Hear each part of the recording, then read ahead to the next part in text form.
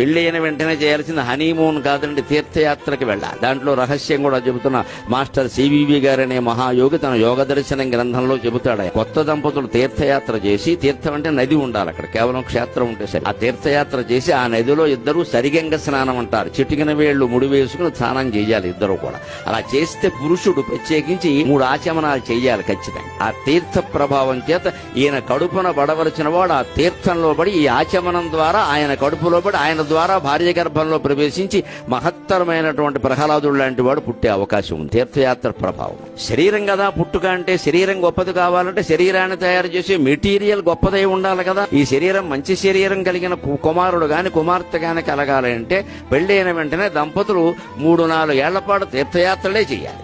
అప్పుడు మీరు తిరగండి ఓపిక. 25 ఏళ్ళు కూడా లేని రోగం ఏంటి, దాదాపు 12 జ్యోతిర్లింగాలే 36 కైలాసానికి కూడా మళ్ళీ వెళ్ళి రావచ్చు తీసుకెళ్లేవాడు ఉంటే. ఇద్దరూ సేవించాలి నీళ్లు, ముఖ్యంగా పురుషుడు.